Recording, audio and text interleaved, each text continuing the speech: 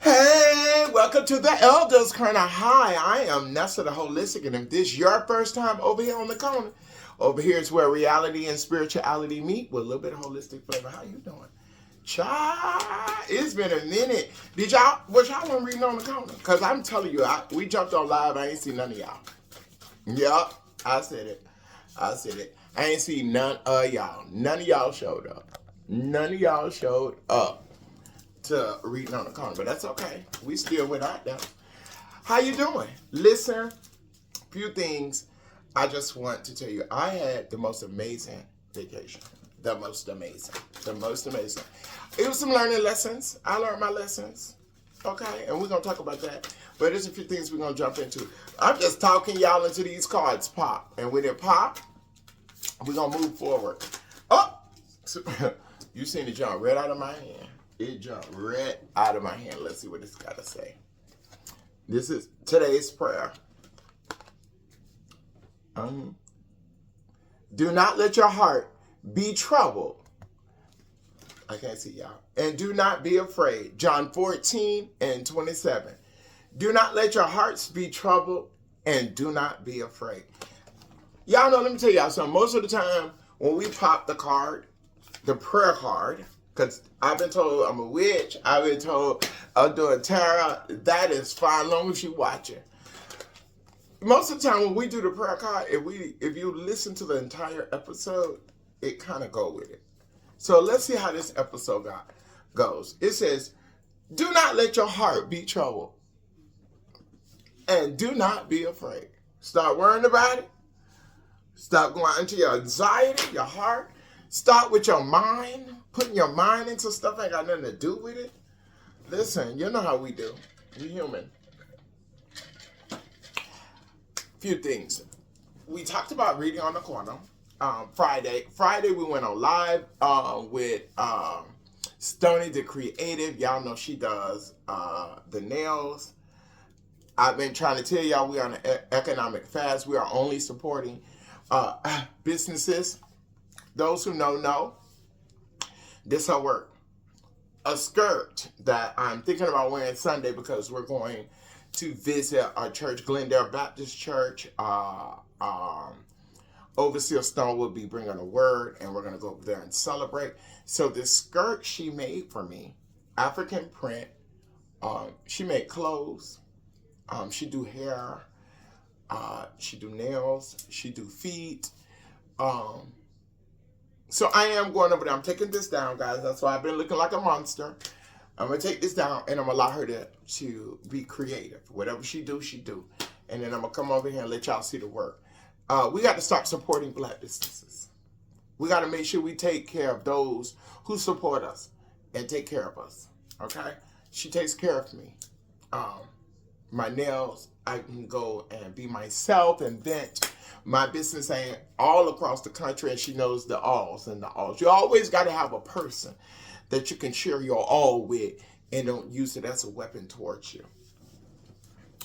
But I said all that to say, we jumped on here and we went over from the streets to salvation. We talked about our opinion. The book is amazing. Just read the book. Go read the book. Purchase the book on Amazon. I'll post the link is in the beginning advertisements.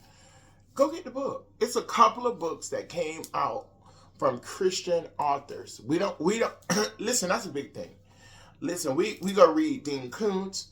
We read all of these other Zane. I have a few of her books. I have a few books, okay? I can't get into it because that's my entertainment. But we read all these books. And they be exotic, they be erotic, they keep our minds going, they be thrills. I read them for the thrills. But we can read some educational Christian books or some learning books or books that work on the soul. And so with that being said, we have Don't Worry About Me, I'll Bounce Back by William Wooten. We have Bus Stop Praises or Prayers by the Sandra Stone. Listen, there are some Christian books that came up from Christian believers that is teaching us something, telling us something, and it's informational. And majority of the time, like from Streets of Salvation, if you use the tools, you can get to a certain place. If you use the tools in Streets of Salvation, you can get to a place. I'm not going to get into the book because I'm trying to make sure that we are able to go have an interview with y'all know I've been having lighting issues and I don't know why. I think it's because it catches the tone and it goes by the tone.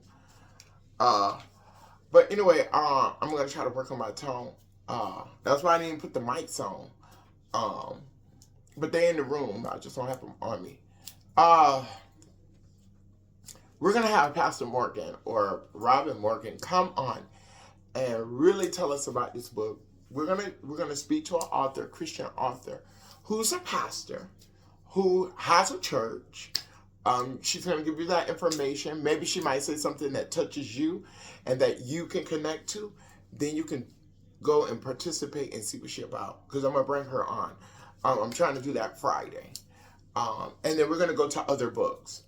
We have a few books that we're going to get into on Reading on the Corner. Reading on the Corner is about getting the Christian books, reading the Christian books, being on the corner, being outside doing something.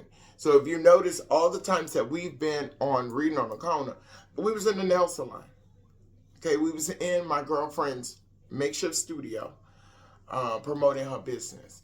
And that's what we're about on Elders Corner. Now, Elders Corner is not just about the struggles of the Christian life, but it's also about making sure that the other Christians who are doing businesses, who need our support, that we go stand with them. And we are an open floor so that you can find your place. You don't have to go and do what I do. There's multi expressions of worship in New Destiny. Okay? So that's what this is for, you know. And for me to talk trash, and for me to vent, and for me to, you know, be real about things that they're not going to say in church. And I do have the authority and the power to say it because of who I am in the church. Okay? And I'm human. You know, I'm not the pious Christian that be on the pulpit and that has to be reserved. And that's under, you know, I'm under the same laws. I'm under the same scrutiny. I'm under the same direction. The only thing different is I'm not in the upper echelons of leadership where that I have to be more refined, matured. Better yet, you know, I'm still growing. I'm still learning. Okay? There's some things that I can be on here that I'm not in the church. You know, I'm not the aggressor, and I'm not, you know, I am. I'm not gonna lie about that. I am a little strong cup of coffee. I'm just tell you the truth. I am. I'm one of one strong cup of coffee because I have a big heart. And I ain't gonna let you continue to break my heart. You know what I mean? I'm not with it. You know, I'm not. I'm trying to figure out which way we can put this where I don't have to keep being bothered. I kind of like it like this anyway, because, you know, we just chatting, you know. Y'all excuse my lights. I apologize, but I'm trying to put it in a place that we ain't got to continue to go through this. You know what I mean? It's got me looking orange-ish, but it'll work. Let's try to make it brighter. That blue is not. Child, like I'm at a party. Holy Ghost party. No, I'm just playing. Yeah.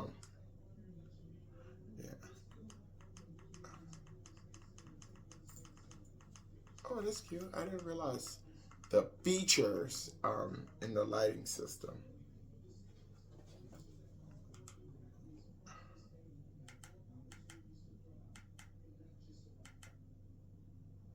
See, I like that warm look.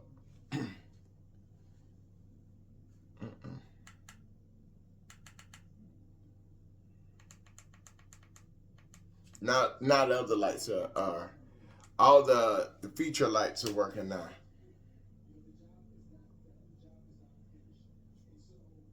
So, you know, throw it off with the lighting system. That's okay. We on the corner. Things happen. we talked about being on the corner. We talked about Glendale Baptist. And so we're going to move on. Have y'all been holding people accountable? Have you? I hope so, because the reason I say that is because, like I told you, let me show y'all something. They not like us, the Davis family fun day. Naomi's crew. I'm part of Naomi's crew. I'm part of that crew. I'm the first grand. She raised me. I got to experience the whole Naomi situation. And with that being said, that's how I became the black sheep. Not only I was fully the baby spoiled, but I had ways that I shouldn't have had at that time because I was with the adults. I was always with my great aunts. At that time, grandmother or we say grandma. So, when you hear me say grandma, that's what we say. So with grandma, all of her sisters who I got the privilege to be with, and at a young age, you don't understand the hierarchy of it, right? And so I was such a rebellious child. I did things my way. And so that's why when my kids did it and other people's kids do it, I see it. And I try to comfort the parent.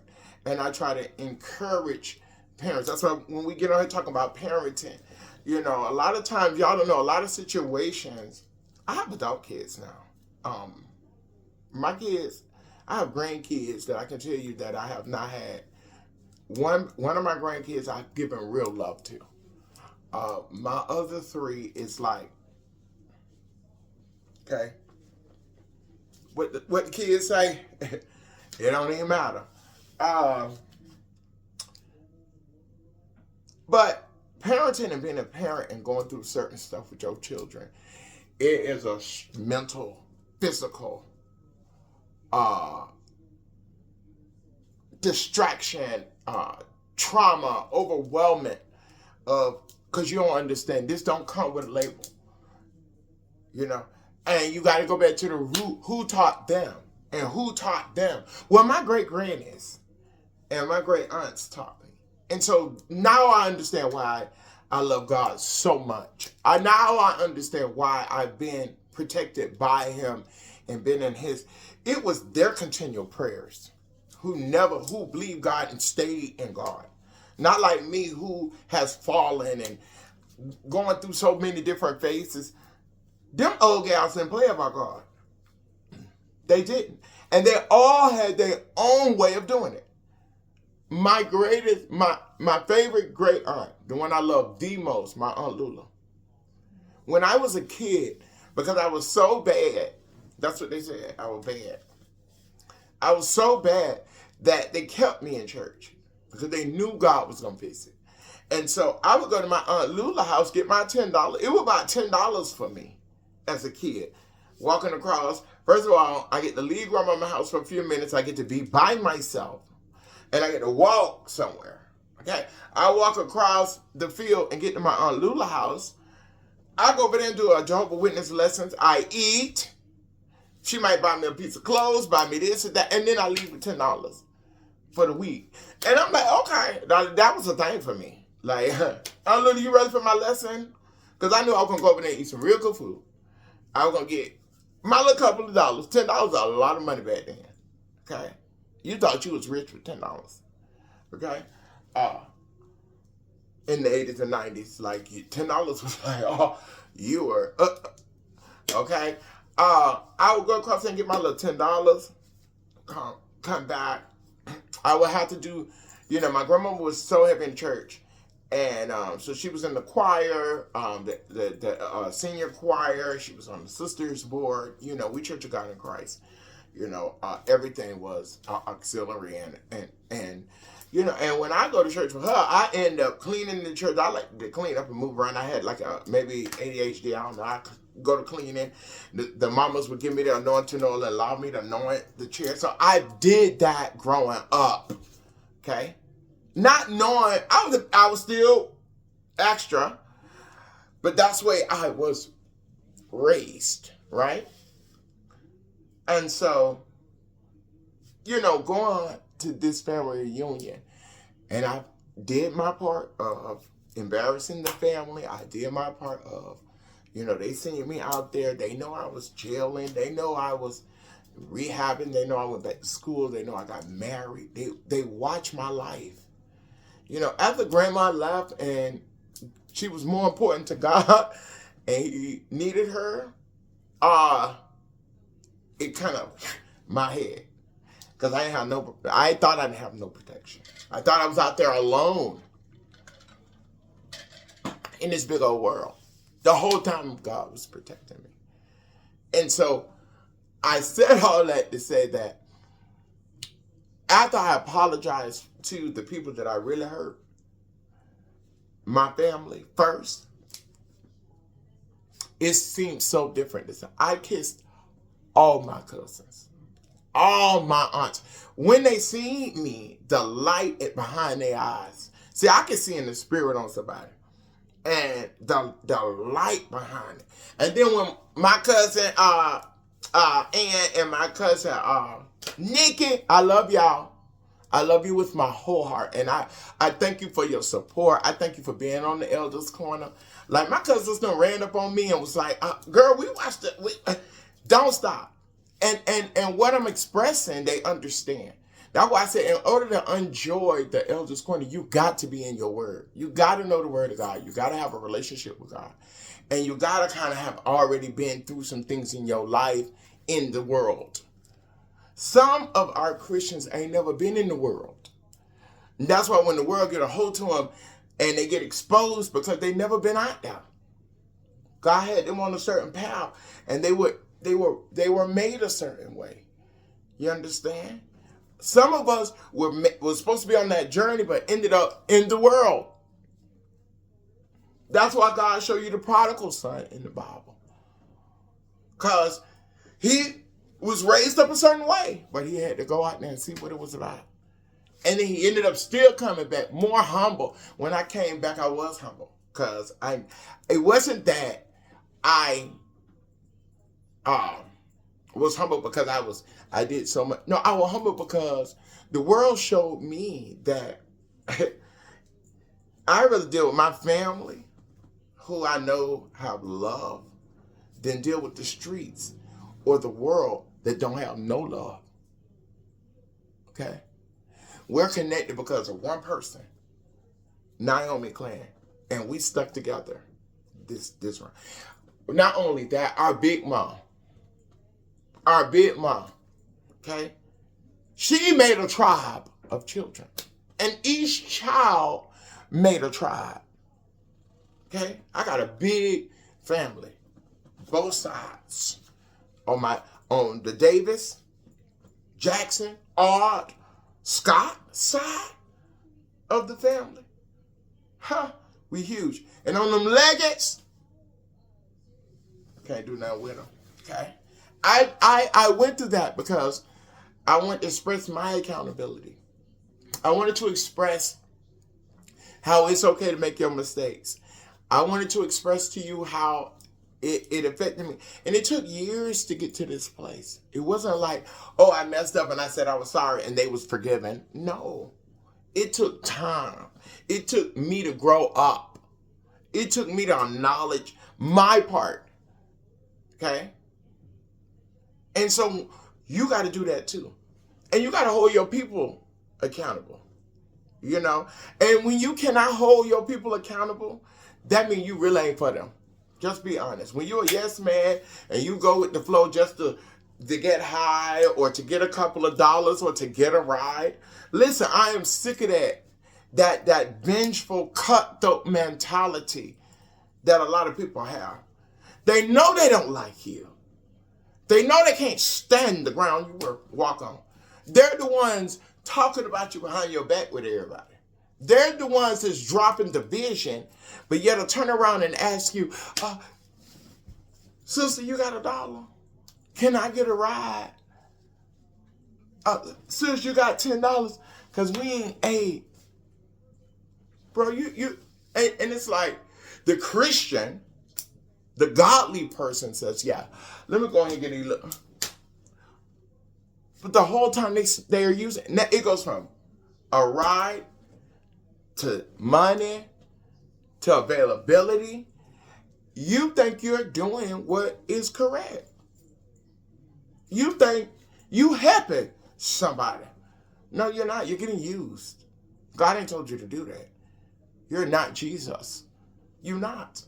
And so when your heart is broken, when you done pour it out and ain't got nothing in you, when you're down to your last, who gonna pour back in your cup? Who you can go to and ask for $1 or a ride when your car break down? Or when your head looking like this and you ain't got but a few dollars and you gotta stretch it, because on real life, everybody's stretching their dollars unless you put up all your money. You don't have much responsibility. You done paid off your house. You just living on your you know what I'm saying, your pensions, and your house paid off. Or you're doing property taxes, but you still got electricity, sewage, gas, hygiene, clothes. Don't have no car. Car insurance don't never stop. From the first day you buy a car to the day you don't have one, you're paying car insurance. Whether you get in an accident or not, you're paying car insurance. And they just doing what they want with that. Health, don't let your health go off. And you ain't got no insurance and you're paying out of pocket. See, lifing. Okay? And so everybody don't have it like that. But who can pour back into your cup? Who? Who gonna hold you down? Listen, I was in a predicament of being there for somebody else because they were afraid of their situation. They couldn't enjoy what they paid for. And so I said, okay, because they're not going to play with me like that. I went. Now, yes, indeed, the transportation, thank you. The housing, the house is spectacular. Thank you. And the cars. I had access. And but I didn't realize having those grand cars and those luxury cars, they 93 gas. And if you go from 1 mile, you're putting 20, and then you go 3 miles, you got to put another 20, and then you got to do it like that, because if you fill the car up, that's about $1.50, and by the time you go from one side of town and back, the gas gone. Because Florida streets are long. They're not like New York ones. They're not. Now you say New York got the biggest blocks, baby. It costs more to have all that. But what I learned was, in their fears, when the behavior arose, everything was locked away. When I got there, everything was presented. It was everything on everything. When I woke up that morning that they were gone, and I didn't pay attention. Jumped up, got myself together, grabbed, and left. Everything was gone. It was disappeared, locked away, the whole time. So not only that, I had to participate in funding that I didn't anticipate. And then I was promised a gratuity that was never given, right? I'm grateful. I'm thankful. But it was about what you needed. And not one hand washed the other. Okay? Am I available to do that again? No, sir. Thank you. Because when people come back into their own situation, it goes back into that mentality. You're begging for a ride. You're begging, like, why? And the whole days I've been your stronghold. I shouldn't have to ask you for a ride. You shouldn't have to pretend you lost your keys. You don't got to do that. And I thank God that when things like that arise, The Lord said, whatever trap you set for yourself, He will make seven. It was so easy for me to just fly away in many directions, you know. And so with that being said, I'm grateful for accountability and holding my people accountable. And people, if I see you with I had a friend, real quick, before we leave. I know we've been on this. I had a friend, she was in this situation. She talked about the individual like a dog. Told him all kind of disrespectful things. How she hated this person. And she found herself in a situation. My God. And the same person she victimized and vandalized and disrespected and ostracized and degraded, she called this person and asked for help. Like it was like, oh, you know, we from the streets. You know we do. I said, no. Because I end up going over there trying to help you, but you already called this for some reason. Okay? And when I seen that, I paused. And I said, if you can do all that to a person, and then when you're in need, call them for help? And she used them. And I found the same person to be a liar. You can't trust nothing they say. They've always been a liar and a user. But this right here was the eye-opener for me. I seen it for myself. I seen it. And that kind of person you cannot be involved with. You cannot get entangled with. Okay? Listen, y'all. I am so glad y'all showed up on the corner. We had a good time over here. Listen, Friday, between 12 and 1, because y'all know how technical, 12 and 1, we jumping on live on Facebook. We're going to have the Pastor Morgan to discuss From the Streets to Salvation, more about her ministry, who she is, and is there going to be a sequel? And so we're going to do that. Listen, go be great this week. Don't let nobody steal your joy. And let me tell you, when they show up, you show up too. Okay? I'm going to see you next week on The Corner. Because on The Corner is where reality and spirituality meet with a little bit of holistic flavor. Peace.